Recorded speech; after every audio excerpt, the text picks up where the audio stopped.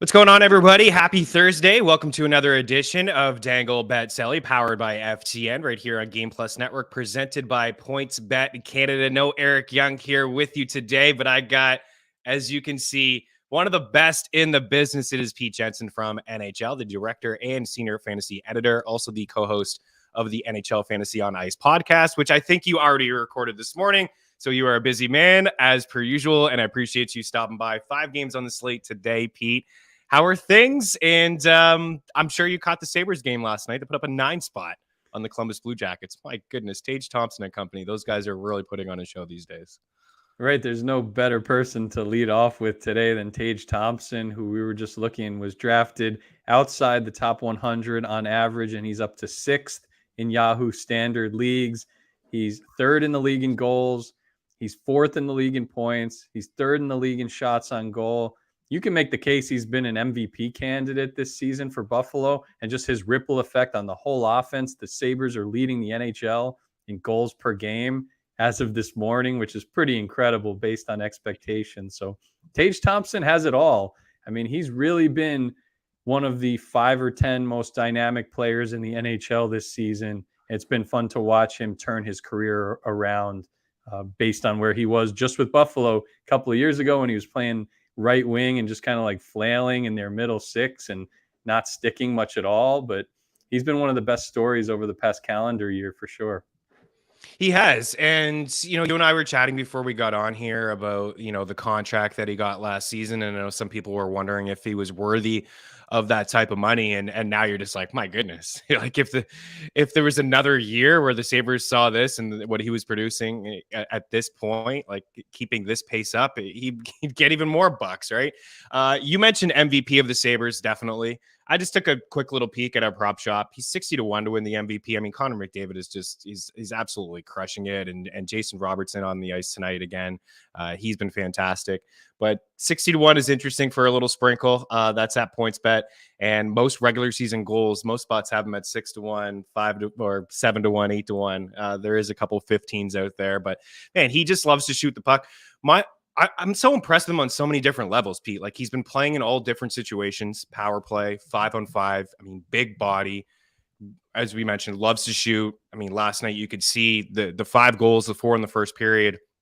And there was a couple moments in the game yesterday where, that top line had so much success. They had 14 points combined, like if you include Jeff Skinner and Alex Tuck in there, and they weren't even really shooting the puck. Like when they were scoring and put their head down, it's like when, I don't know, when people that are watching or listening, maybe, you're a coach or your young fellow plays in, I don't know, some sort of peewee bantam hockey, and they beat up on some other team that can't really play and they're up 15-0 and they just put their head down. They don't even go to the bench or they don't really celebrate. That's what it felt like last night. They just didn't want to show up the Blue Jackets. There was a couple times where he could have maybe put a couple more pucks towards the goal. But, man, what I see from him is 1 or 2 highlight reel rushes when he's shorthanded. Like, he picks up the puck in his own zone. And you think he could just, like, he would dump it off and send it in the corner. But instead, he takes it one-on-one. He goes wide. He tucks it in his skates. There's a big body who can skate like that with those hands.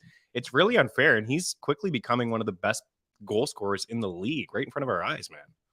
Right. And it's even reaching the point where, and we're not trying to be ridiculous here and blow things out of proportions, but I've really never seen a player like him with his size and his dangling ability, like you said, and goal scoring wise, shot prop wise. We were talking about it before, right? Based on expectations this season, for him to be producing shots on goal at the rate that he has, against expectations, where a lot of people thought he was going to regress compared to last year's breakout. It's really been a marvel to watch, whether you're playing fantasy, betting, or just watching as a casual observer last night on the TNT game in the U.S. I mean, I think he got a lot of love.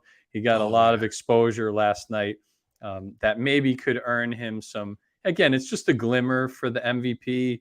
It would be really if he produced at anything close to the rate he is, if he won the goal scoring title or something like that, which is feasible. And if the Sabres made the playoffs, breaking the NHL's longest active playoff drought, that's what it would probably take for him to finish in the top 3. And he might still not win it over McDavid, but you never know. I mean, it's one of those things like Jason Robertson too. I think the hockey world has fallen in love with these couple of guys, so you can't count them out. No, you can't. Not at all. And I saw you tweet this morning about his performance last night, the 5 goals in a game over the past decade, only 4 NHL players. I got to follow Pete on Twitter, guys, NHL Jensen on the Twitter machine. So Tage Thompson last night, Timo Meier, and then Mika Zibanejad, and then Patrick Laine there for Winnipeg in 2018. So it's rare what we've been seeing. And as you're talking about him and his game, I'm trying to think of players that he reminds me of. And Rick Nash came to mind last night as like a big body power forward who also had like nice hands back in the day, a little bit of speed. But you're right, it's rare to see these type of players, have that skill set, have that shot, and the way that they can have those dangles, it's pretty spectacular. Also, we saw on that board that Dylan Cousins, or it wasn't on the board. I easily could have put him on the board last night, Pete, for 3 points last night as one of the 3 stars. I mean, obviously Thompson's getting a lot of the love, and Tuck and Skinner's getting a lot of the love. But Dylan Cousins, and I saw you have a video yesterday over at NHL. I think it was yesterday or maybe the day before, talking about that second line.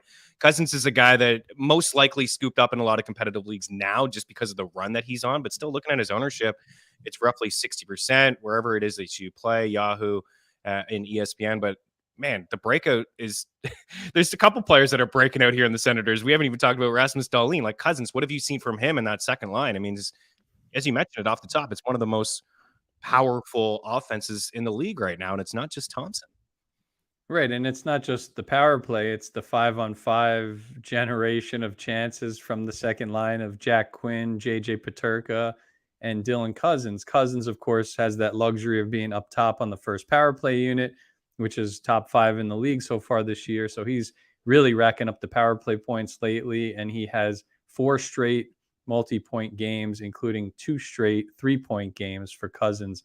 Really remarkable how he's become a household name in fantasy over just the past week or so with this explosion he's had. But yeah, with Quinn and Peterka, they played on the same line in Rochester last season.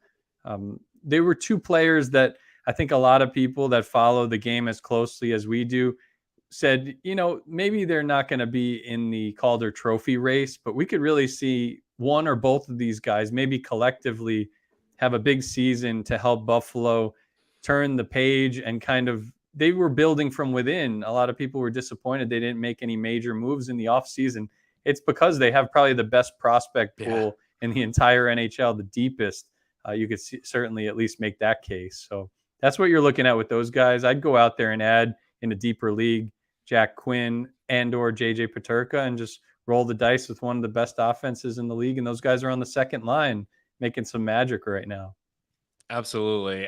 You're right. If they can find a way to make the playoffs, maybe Tage will be in that conversation. We've seen other athletes across other sports, win MVPs. Mike Trout certainly comes to mind, and Shohei Ohtani in the baseball world. But you really do have to sniff the playoffs. So if the Sabres can figure it out defensively, I know Henrik Lundqvist was on the broadcast last night, TNT, talking about, just eliminating a lot of those high danger chances and scoring chances against, and maybe they can become a more balanced team. But for the betting market out there, people that are hanging out in the show, I mean, Sabres overs are cashing on a nightly basis. Let's bring up the 3 stars again, and then we'll transition into tonight. We got 5 games on the slate. I just wanted to give a little bit of love to the Bruins, because I've actually, not that I've been super hard on them. I always feel like, okay, maybe another year, you got Pasternak looking for a new contract, and then Bergeron a little bit older, and then they started the season without Charlie McAvoy, and they started the season without Brad Marchand. Linus Ullmark's on the board, a shutout last night. He's the number 1 goalie in fantasy hockey. He's got 15 wins, got a 1.82 goals against average, and a sparkling .939 save percentage. It was his second shutout last night. He passed Connor Hellebuck, who's been fantastic as well, who was the second goalie in fantasy hockey. But when I watch this Bruins team, and I know the Avs are beat up, and they were certainly shorthanded last night, but this is a team that's been doing it all year long, especially at home. When I watched them last night, Pete, I'm looking at this squad and I'm thinking, wow, what a luxury. Charlie Coyle may be one of the best third-line players in the league. You got him on the third line. How deep is this squad when you have Taylor Hall playing on that third line at times? On the second power play unit, he chips in with 2 goals, 3 points, and 5 shots. He's been on a heck of a run. And then, Tyler, let's transition over to the Stanley Cup odds because we're starting to see some movement up at the top of the board. We mentioned on Tuesday's show that the Jets 9-1 to win the division, and then the Dallas Stars at 3-1 to win the division, as the Avs are really depleted right now with some injuries. It sounds like Valeri Nichushkin could be back soon, but McKinnon's going to be out for a while. They're talking about it on the Avs broadcast. They still feel pretty good, Pete, about the Avs going back to the Cup. They're like, Landeskog is going to be refreshed. He's a sideline for 3 months. He'll be ready to go and ready to rock. But we are going to start to see, I think, in like this time next week, the Bruins as heavy Cup contenders. Well, they are, but like maybe just favorites here. What do you make of some of the teams on the left? Do you believe more in the Leafs with that goalie tandem that they have at the moment? Are you buying and drinking the Kool-Aid in New Jersey? Carolina with Max Pacioretty potentially back in the new year, adding some more offensive firepower. What do you make of some of the top contenders? Who are you buying? Who are you selling? Yeah, I mean, I was really high on Carolina in the preseason. They've been a little disappointing so far, but great season for Nietzsche's. Brent Burns has been a good fit. Teravainen's been out, and of course, Pacioretty, like you said. So I'd be very surprised if by the end of the season, even if it's just the division title, if the Hurricanes don't rise to the top and surpass the New Jersey Devils. That's kind of what I would have predicted in the preseason and what I still would believe, assuming that Pacioretty comes back at some point, which is the expectation. I mean, it's amazing. The Boston Bruins haven't even gotten their best from Jeremy Swayman.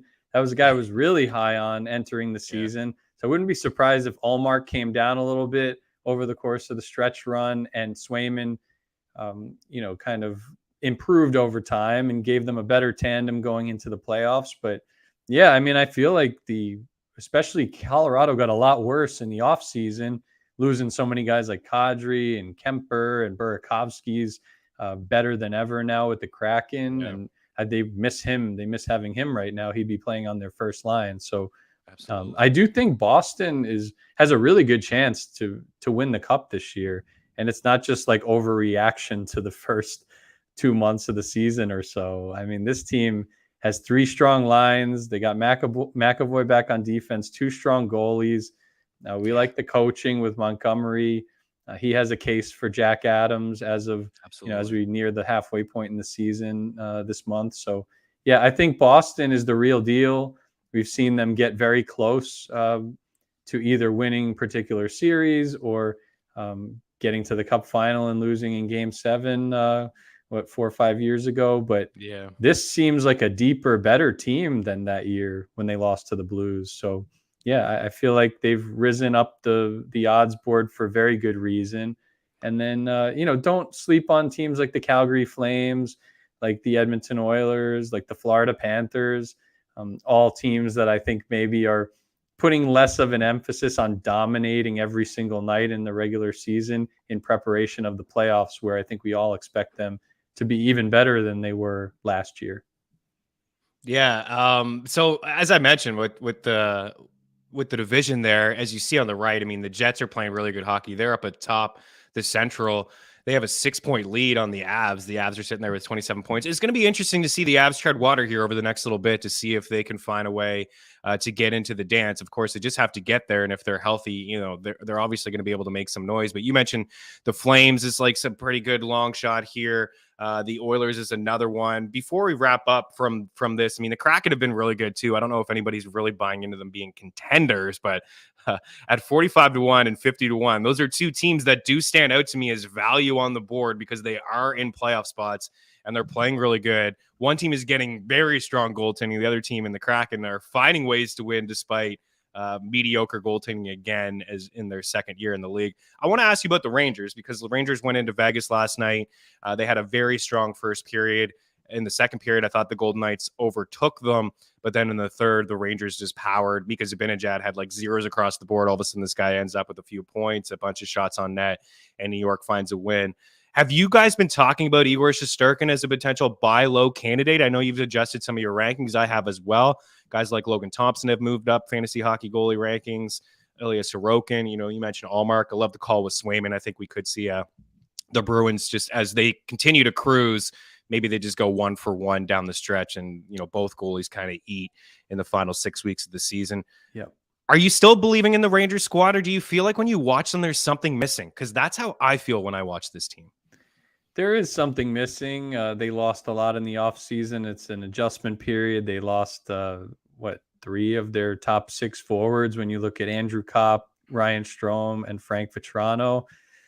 I really like Kopp. I thought they should have tried to keep him, but they have other guys to pay, other moves to make maybe in the future. If they're going to try to get in on Patrick Kane in his contract year, we'll see about that. Maybe it's a pipe dream. Maybe it's a reality if they're the favorite to land him. So I do think they'll probably make a move at some point to bolster the top 6. I know they're giving a look to Kakko and Lafreniere on the top line with Zibanejad lately, so keep an eye on that in fantasy leagues. I know we've been talking about those guys for so many years and so disappointing, but at least if maybe, Gallant's on the hot seat, he doesn't want what happened to David Quinn to happen to him in terms of not prioritizing those young guys and then getting fired. He's giving them the opportunity here, and it's at least worked this week. Nice comeback win against the Blues on Monday. And then I know Eichel wasn't playing and Pietrangelo was out for personal reasons. Yeah. So they didn't play when they beat up on the Golden Knights on Wednesday, but still the Rangers needed that one. It's a nice road win to lift their spirits. And I do still think the Rangers are going to be a difficult team to face in the playoffs. And I do ultimately believe that they will make it when it's all said and done. I think so too. I think, just with the goaltending that they have in Shesterkin, and I think maybe the expectations are too high on these kids. It's it, right? I think they both scored last night, right? Capo and Lafreniere. It's just when you're top picks, you expect, I think the hockey world expects these guys to just absolutely take off and be phenomenal, but it just takes a little bit of time for some of these kids to get adjusted into what is the best league in the world. So we see some people, Matthew Bingham hanging out, some people giving some love to the Bruins. You got Lee Ving in here, Jonathan Choo comp. I don't know, when we were talking about Tage Thompson, Lee Ving's a big Sharks guy, so he wanted to shout out Jonathan Chichu, who has some big moments in the NHL. Didn't he have a 4 or 5 goal? He definitely had a bunch of hat tricks back in the day. I know that. Lee probably has the statistics handy. He could share them with us. But 5 games on the ice. We want to get you out of here on just a couple matchups that we want to preview. So there's one, if we're looking for some goals tonight, we're playing a little DFS, or we're looking for some props, or just our fantasy hockey squads, the St. Louis Blues and the Winnipeg Jets. We've gotten a lot of questions on this show about Kyle Connor, Pete. What is happening to Kyle Connor? What's going on with Connor? When we looked into him a couple weeks ago, the only difference that I could see in Kyle Connor's game, from statistics from this year compared to last year, was just his shooting percentage. His shooting percentage was at an all-time low. I think he only had 3 goals at that point. Now it's up to 11.6%. It's still a career low for him, the worst since his rookie season. He only played 20 games in 2016, 2017. But all of a sudden, he's back up to 10 goals. He's got 26 points in 24 games. So you're thinking, what's wrong with Kyle Connor? Again, expectations maybe just a touch high because he's over a point per game. And he's back with Pierre-Luc Dubois. And Pete, I like that. I like the fact that these guys are back together. They were great last year. Mark Scheifele is rolling up at the top with Blake Wheeler. Cole Perfetti's chipping in. I like the Jets to score some goals. And on the other side, we're starting to see some of these other players in St. Louis, the puck luck starting to turn around as well. You think we'll see some offense tonight between these two squads? I do. We'll see what happens with the Blues, if they're going to get either or Krug or Buchnevich back. I know they both missed the last game because of injuries, so keep an eye on that. But yeah, I really like, you mentioned it earlier on the odds board on the right side, the Winnipeg Jets still not getting any love at all. I thought they would be a playoff team this year. They're even better than I thought they would be at this point. Hellebuck looks like a Vezina contender. Like you mentioned, there's a big bounce back already happening for Kyle Connor, who's averaging about 3.6 shots on goal per game, is among the top 20, 25 in the league, even though he's been struggling so far this season. And then that top line is really dynamic, right? The Scheifele, Perfetti, and Blake Wheeler line. We have Blake Wheeler targeted for an assist tonight in our DFS picks. Anybody who's doing props and stuff like that or playing DFS should check out myself and Anna Dua are doing DFS picks and our correspondence, NHL.com/fantasy Nice. every day of the season. Even if it's only 2 games or if it's 15 games, we'll be all The over 15 games that. are tough. Not It gonna is, lie. it is. But yeah, that's been a fun thing that we're doing this year on the betting front. So keep an eye on those. And then, yeah, Jordan Kyrou is one. He's starting to heat up now. He's a threat for a goal any given shift. He's got a brutal plus minus this year, but if you're playing DFS or doing props, that doesn't really matter too much. We know that St. Louis's back end is really, really a shell of what it once was, but the offense is still able to drop, 7 goals on the New York Islanders, for example, a strong, structured team the other day. And they scored a lot of goals in the loss to the Rangers, too. So St. Louis, I don't know that they're going to be a playoff team, but overs and, a lot of fantasy value from now until the rest of the season, absolutely. I love the Wheeler call. He's plus 108 for an apple tonight, an assist, right? He's been on a nice little point streak. Jordan Binnington, I don't know if this guy's going to get the start because they did end up winning that game that you mentioned in Long Island against the Islanders. It was the second half of a back-to-back. But, man, Binnington is having a rough go.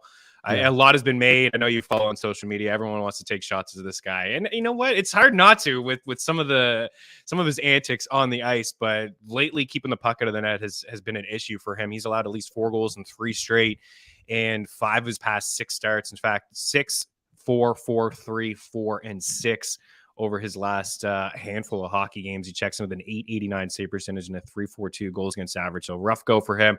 2 ends of the spectrum, right? You mentioned Connor Hellebuck is definitely going to be in the Vezina conversations, having a really good season. I know I didn't fully believe in the Jets either. I know that they have a lot of offensive firepower, and I do like, their top 6 and even a little bit deeper too with some kids and some decent defensemen on the back end. But it really is all about Connor Hellebuck if he can kind of keep them out of the game, keep them in games. And I saw Scheifele's comments towards former coach Paul Maurice. It was one game I'm sure he really wanted and he got it. He was taking some shots at Paul Maurice. It's a different structure in Winnipeg, and they're certainly playing some pretty good hockey. One more game before we get you out of here. The Leafs and the Kings. We're starting to see some Kings players too, like Kevin Fiala, slow start on a new squad. He's really turned it up. I noticed Adrian Kempe's off that top line. He was centering the 3rd line in LA. I don't know how you feel about being patient with him. He's certainly a player that I really like. In my own leagues, I am being patient with Adrian Kempe, but I'll tell you, it's been tough lately to hold on to him. I got Sean Jersey on the board because this guy's just been an absolute beast. I don't know, Pete, if he ever overtakes the number 1 power play spot. As long as Drew Doughty is there, he's probably going to have that number 1 PP spot. But, man, Jersey's still getting production on the power play. And then you see Mitch Marner on the right. Man, say what you want about Mitch Marner and the lack of production in the power on, in the postseason and the Leafs, of course, it's been beating it to death with the struggles that they've had in the playoffs. So Mitch Marner has, franchise record. Once he got points now in 19, 20 straight games. This guy's been absolutely lights out. This should be a fun game. But I want to ask you about the goaltending duo. Matt Murray's been great. Ilya Samsonov is going to get the start here today. I think I saw Matthew Bingham check in. He likes the Kings tonight. He says plus 160. They handled the Leafs in LA a month or so ago, owned them in the faceoff circle and potted 4 of 29 shots versus Samsonov, who is starting. It is Samsonov tonight. But he's been really good too. Do you believe in this duo? Can Toronto finally make some noise here in the playoffs if one of these guys are healthy? I'm starting to become a believer in Matt Murray if he's healthy, because that's been the one thing that has really ravaged that guy ever since his Penguins days. He just hasn't been able to stay healthy regularly. A couple of games this year, he's actually faced 44 shots on goal twice this year and got wins in both of those games, including their last time out. He also ripped one out of the Devils' hearts right when they had their long winning streak. And that was an emotional game. And I remember Murray playing really well down the stretch of that game, like late in the 3rd period, just a barrage. So that's something that could really break the ice for Toronto if they get to the playoffs.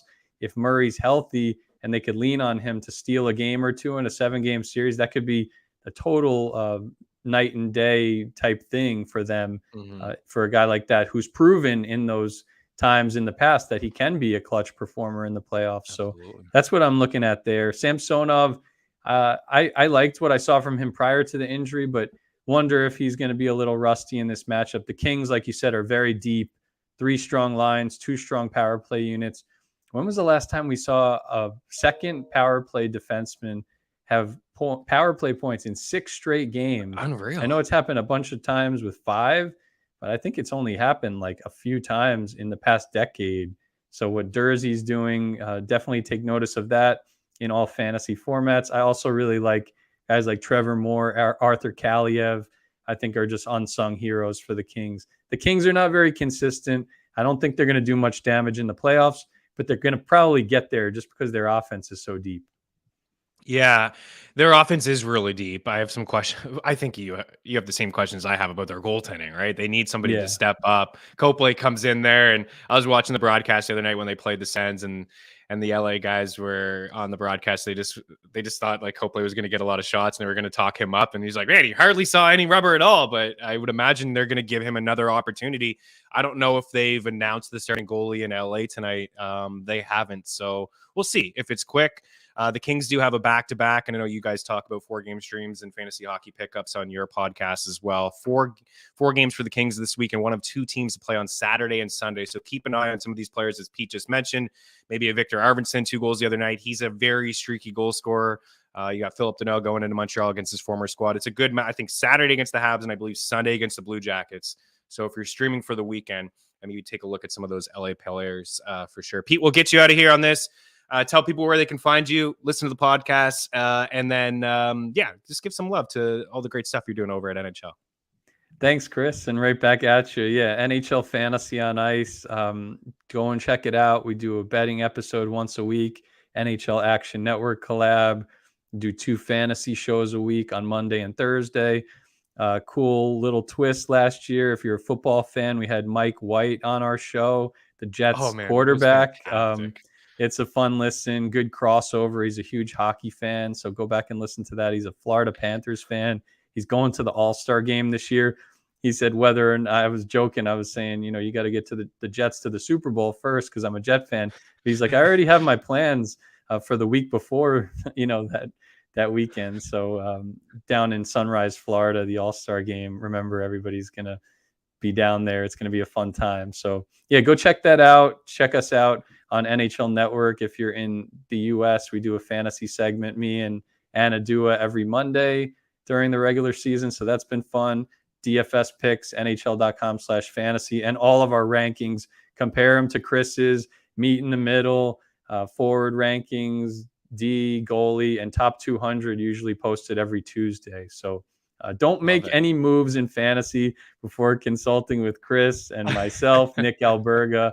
It's a fun group, and we'll lead you on the right track more times than not. Well said, brother. Yeah, you guys are crushing it over there. I always see people on a Monday morning just use all of their ads right away. Make sure you maybe check out the article, the articles that Pete has, and of course the podcast, and then that update. Always want to get that update with the rankings to kind of set you up for the week. I meant to talk to you about the Mike White thing. That was phenomenal, by the way. It was a great listen. He seems like a fantastic dude. I'm certainly rooting for him and the Jets. I hope they can find a way to squeak into the playoffs. The defense is really, really great. And the fact that they went into Minnesota wearing those Ducks jerseys, I just thought it was fantastic. We see Braxton Berrios, I think, was wearing the Ice Hawks jersey, and it was just really good. It was really nice to see. I'm a big Mike White fan. I'm a fan of yours too, Pete. We'll get you out of here. Thank you so much for taking the time.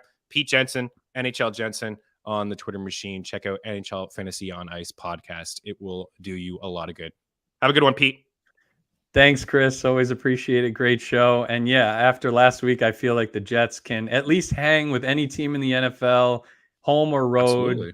Even if you get to the playoffs and you play a team like the Bills or the Chiefs, I don't think those teams are going to want any part of those the pesky defense Jets. is nasty. Right, yeah. And White is a competent quarterback that can make some clutch throws. So it's a couple of drops went against him, couple of missed throws, obviously, but that was a fun game that I think told everybody a lot about the New York Jets. So thanks again, Chris.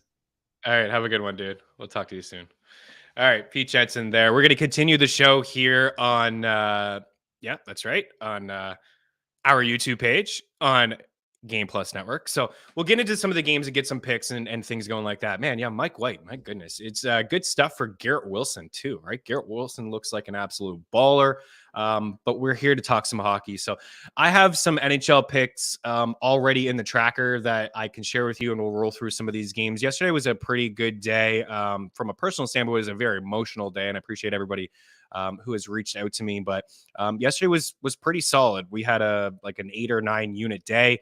We were in on the Bruins. We liked absolutely everything when it came to the Buffalo Sabres. Tage Thompson was like plus 186 for a couple points, and shot props and some assists for that top line. And it's a line that you're going to want to get involved. I mean, even if not, like Tage Thompson shot props. I know the Sabres aren't in action, but I just want to get this out because there's a lot of value when it comes to the Sabres. They're playing to a lot of overs. They're scoring goals. Pete mentioned that one of the highest scoring teams in the NHL. I think they were third last night heading into the game when they put up a 9 spot on the Blue Jackets. That top line has been great, but Dylan Cousins yesterday was minus 130 for a point.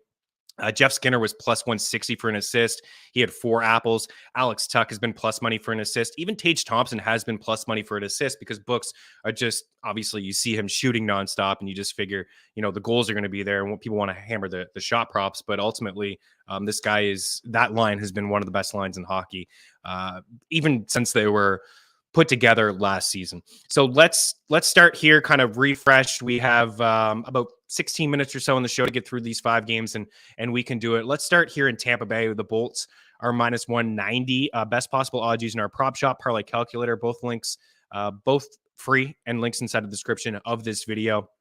Also, you guys know, but I'll share it at the end. ftnbets.com/free. Hang out with us for 3 days. But we see Tampa here, favorite at home. Heavy favorites. The total at 6. I see some 6.5s. We're not going to see Andre Vasilevsky between the pipes. We're going to see Brian Elliott.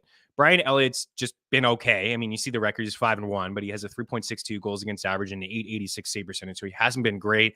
I kind of have a lean to a potential upset here with Nashville and UC Saros. If I'm calling an upset today, this is one that I think that I can get behind. But there's 2 guys on the board here on this board that have been really good. And I wanted to talk about Braden Point, minus 134 for 2.5 shots over at Bet Rivers.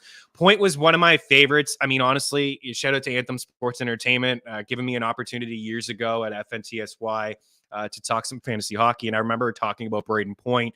This was in his rookie season. I remember watching him and Nathan McKinnon at the World Junior Championships. Actually, it wasn't World Juniors. It was just like the World Championships. You'll have them every year when the regular season is over and all the players that don't make the Stanley Cup playoffs, can play in them.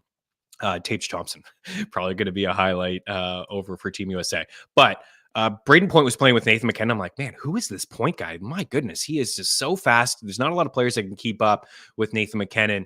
We're seeing Braden Point on a heck of a run. Now, I don't know if he wasted all of his shots in the last game. He had 9 in the last game, but he has been clearing over 2.5 pretty consistently. 1, 2, 3, 4, 5, 6, 7 of his last 11 games. He's had at least 3 shots.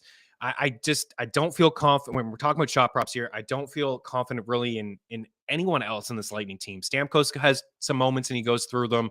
Kucherov, pass first guy. Sometimes he finishes like 6 or 7 shots. Other times he has 0 shots.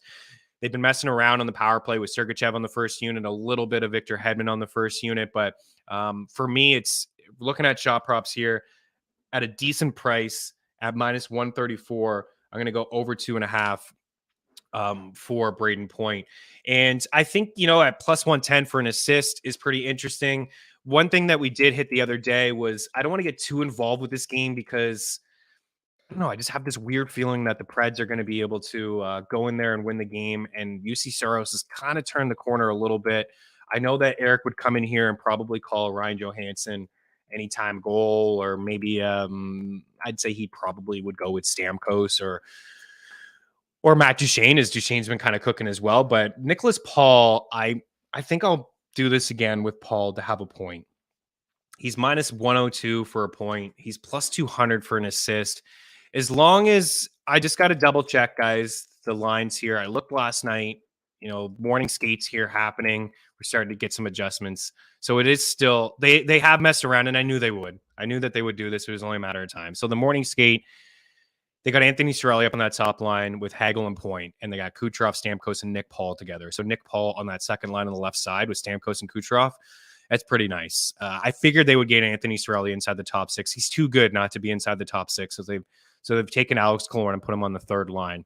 The power play, they got Hagel still on that top power play. So it looks like they've kept the power play together with Hedman on that top unit. Hedman is interesting, man. If he can stick on that top unit, I may get involved with some shot props for him, but he's not really shooting. But the fact that I'm seeing these new lines does make me feel a little bit better about Braden Point. Honestly, Braden Point is the shooter on that line with Cirelli and Hagel. And it does make me feel pretty good about Nicholas Paul to hit the score sheet tonight, playing with Stamkos and Kucherov at 5-5. I can definitely get behind that. On the Nashville side of things, I just don't think I really want to get involved with too many players here. I did mention Matt Duchene. He's been a little bit better lately. I dropped him in one of my leagues. It was a shallower league, and I just didn't want to, hang on. And I was just impatient with him. But he does have points in 3 straight games. He's got 6 over that span. He's not really shooting, so I just don't really want to get involved with some of these shot prop guys. But if there is one on the Pred side, it would be Roman Josi. Let's see if we can get a decent price for Roman Josi, guys. We should be able to get a 3.5 and around -120. Yeah, -118, 3.5 shots because it's the Bolts. I don't mind that one. I'll put it on the board, Roman Josi. I'll recap here at the end, kind of a couple favorites, but I do like Braden Point a little bit more. Nicholas Paul for a point. I like that one. Okay. We got the next game on the board. That one's out of the way. So we'll revisit the Leafs again. Maple Leafs here at -175 and the Kings checking in at +155. I can get behind the upset, guys. We're just looking for some upsets here, looking for some value. This Leafs team is playing unbelievable. The fact what they've been able to do here without Morgan Riley in the lineup, and it's very impressive. And I'm starting to drink the Kool-Aid too. I know I'm pretty hard on this team. Daily Handle's pretty hard on this team too. Look at all these comments here. Marner's a good regular season player. Can't get it done on the big stage. Leafs are a very different team in the playoffs. Very unlikely to get past the first round if they make it. Leafs are cursed. So I understand it all. I get it. It's been tough. If you're a Leafs fan, you're beating your head off the wall. When is it going to finally happen? When is it going to finally happen? You know what? Maybe this year. Look at the Eastern Conference. Tampa's not as strong. It's still going to be a very tough team to play, but they haven't been as strong this season. I don't think Florida's legit. I don't think that they're for real. I would take the Leafs over Florida. Boston certainly is legit. The Bruins are absolutely legit. The Devils, they're playing some really good hockey. They got a lot of young players. I'm always a big believer in, you got to learn how to lose before you learn how to win. I don't know. Maybe the Leafs are going through this. The Capitals went through it. The Penguins' young core went through it. There's a lot of teams out there that have, struggled with the core. They stuck with it. And they were productive. But the one thing I will say is that they are getting goaltending. They're getting really strong goaltending, whether it's Samsonov and whether it's Matt Murray. I believe more so in Samsonov. I think when Murray's healthy, he has shown us that he can be a quality goalie. He's got a couple of Stanley Cup rings. But I'll be honest, I don't want to be unfair with him. Health is a concern. So it's nice to see them go back to Samsonov, keep them fresh. If I was Sheldon Keefe, I'd actually go back and forth, keep these guys fresh, make sure one of them is healthy heading in. Michael Bunting. Wanted to give a little bit of love to Bunting. Of course, what am I going to say? Go grab Mitch Marner for a point? Yeah, he probably hits the score sheet again tonight. He's basically even money for 2 points. But Michael Bunting has got an assist in 1, 2, 3, 4, 5, 6 straight games. He's +140 for an assist tonight. It's probably one of my favorite bets. Even though assist props, it's tough to talk people into assist props, but man, just the way that top 6 is gelling right now, the way that they're scoring points, the way that the Kings can't keep the puck out of their net. Michael Bunting on that top line with 2 volume shooters in Austin Matthews and William Nylander. These are guys that have been playing really good. Nylander's up to 14 goals and Matthews is at 13 goals. So Matthews got goals in 4 of his past 5 games and Nylander's got goals in 4 of his past 6 games. So, these guys are just scoring. I like Bunting. If I'm calling some goal scorers from this game, I will go with, I think Matthews scores, but who am I to just oh, wow, great pick, Matthews, -1,000. Nylander for a goal, Bunting for an assist. I do believe Matthews will score. Shot props, these guys are all juiced up. I want to give a little bit of love to Rasmus Sandin, 25% ownership. He's been pretty good too. He's got 3 points over his last 4 games, playing a lot, 23 minutes the other night with no Morgan Riley up on that top power play. He's been shooting the puck. He's got 6 shots in his last 2 games. If you're in a league with blocks and hits, he's chipping in there as well. These guys are juiced. I would rank them. Actually, you know what? I do like Marner's shots. I think I put it in the tracker last night. Let's see if the odds. This is pretty good odds for Marner for 3 shots. He is minus 114. So I don't know. He goes through these moments where he shoots the puck quite a bit. Maybe the point streak is on his mind. Maybe he's pressing at the end of the game if, he's a point away and he doesn't, obviously point away. He doesn't have a point, potentially pressing. It's a possibility. It's not the reason I'm going to take him. The reason I'm taking him is just look at the last few games: 8, 3, 3, 5, and 4. So he's shooting quite a bit. He's looking really good alongside John Tavares. I would rank the Marner, Nylander, Tavares, but Nylander and Tavares are juiced. If you can get 2.5 on those guys, you could have to put them into a parlay. On the Kings side of things, we have a few minutes left in the show. We got a couple more games to get through. Matthews is always a good bet to score. Is he even plus money? Adam checks in the house. Shemansky, he had the nice call out the other day for the division win, 9-1. Got the Jets there. Austin Matthews, wow, Matthews has 3.5 shots. It's about time. This guy's been at 4.5 forever. He's juiced, minus 165. I could maybe get behind that in a parlay. I think I like Tavares and Nylander better. Matthews is plus 106. Plus 106 over at FanDuel. Caesars for you. Yeah. That's not bad. Plus money. We can get behind that one, right? I think he scores. He's starting to feel a little bit. He's minus everywhere else, but over at Caesars, over at FanDuel, and he is minus 110 for an assist. But I do like Bunting.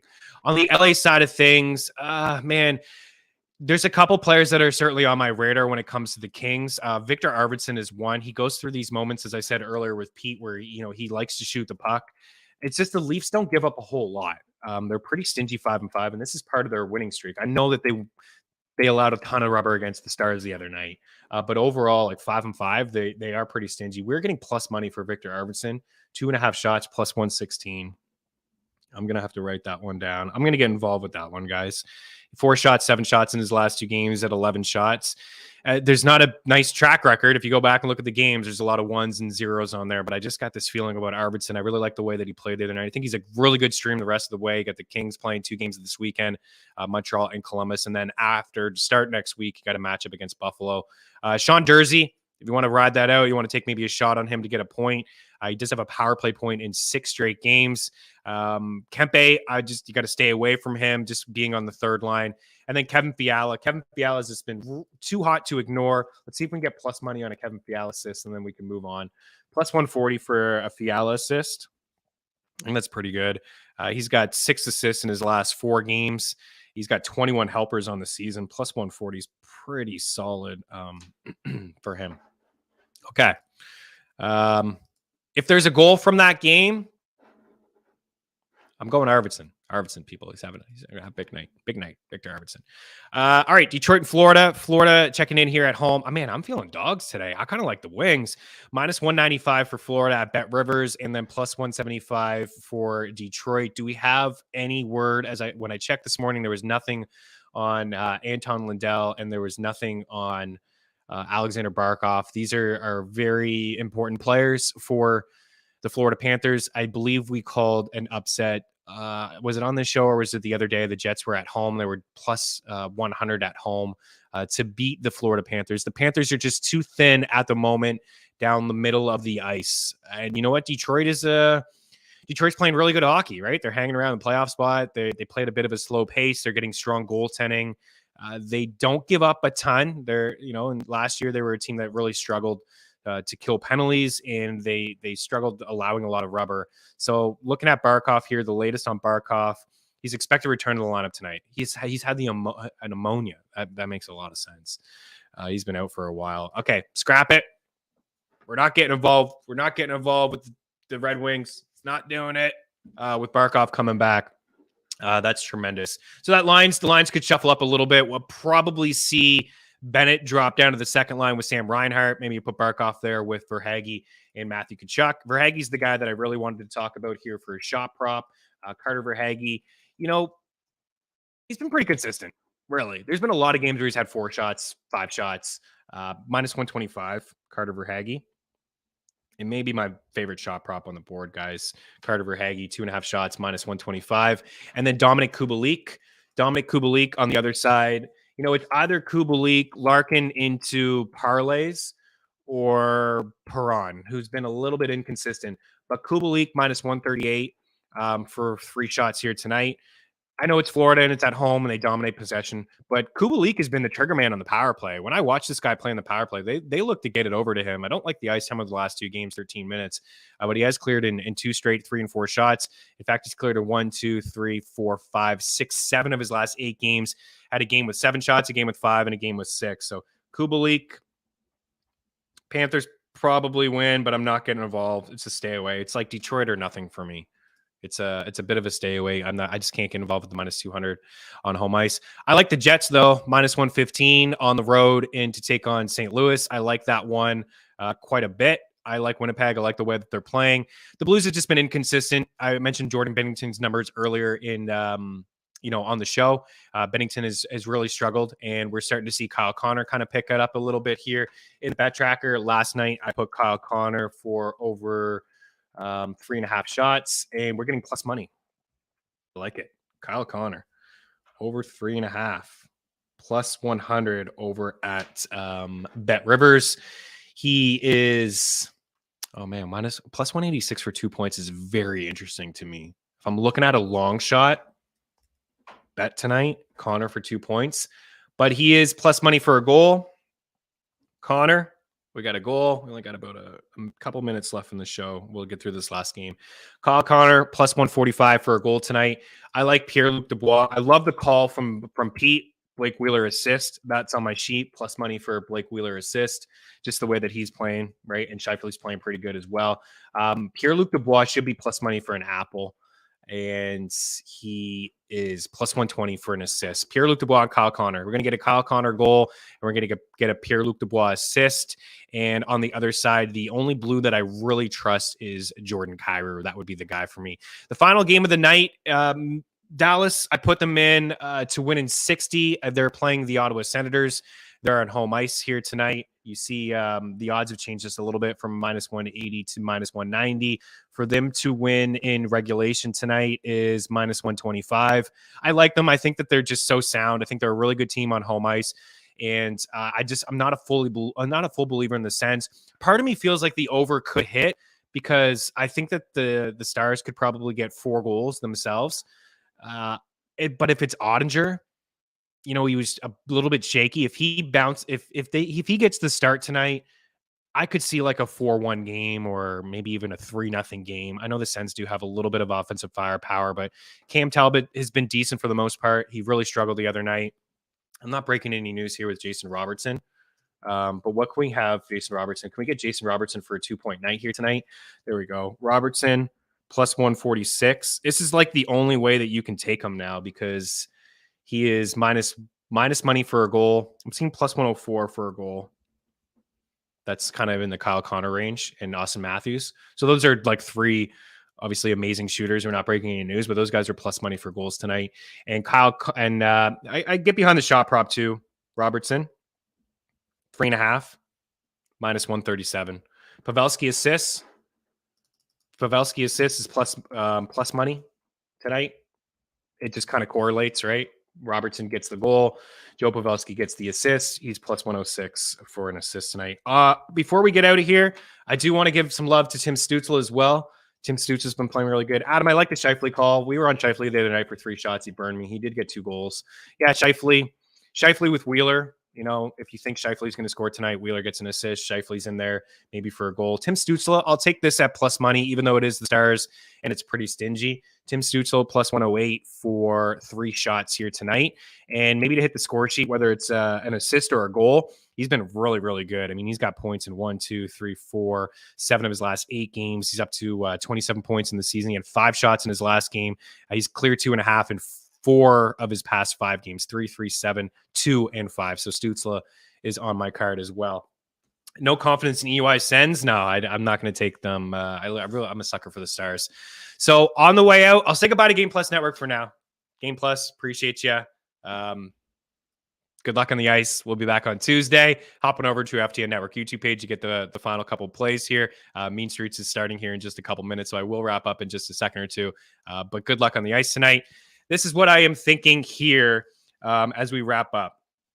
So I like the Stars in 60. I'm interested maybe potentially on the puck line. I like the Jets, and I maybe if for whatever reason Connor Hellebuck doesn't start, I'll get involved with the over. I do have a slight lean to the over, but Hellebuck's been really good. Going to stay away from Detroit and Florida. I'll take a shot on the Kings as the potential upset here. I like Wheeler assist, Bunting assist, Fiala assist, Pavelski assist. I got Jason Robertson for 2 points and 4 shots. I got Kyle Connor for a goal and 4 shots. I got Pierre-Luc Dubois for an assist. I got Braden Point for 3 shots. Roman Josi for 4 shots. Nick Paul for a point. Mitch Marner for 3 shots. Arvidsson 3 shots. Verhaeghe 3. Kubalik 3. And that'll be it. For goal scorers, let's go with Braden Point. Let's go with Austin Matthews.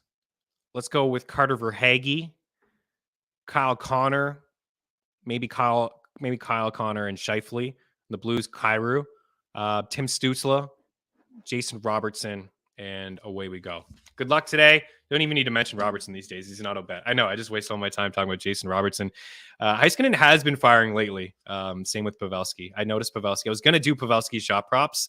It's okay. It's not plus money anymore, but it's at a pretty good price, Adam, as you are well aware. Appreciate all you guys hanging out. Shout out to Pete Jensen as well. Good luck on the ice. And if you want to hang out for a little bit more, we got Mean Streets. We're going to break down the Thursday night football game. A lot of NFL talk on Mean Streets with a couple more NHL plays. Keep your lock on the FTN Network YouTube page, but we'll say goodbye to everyone else for Dangle Bet Selly. Cheers.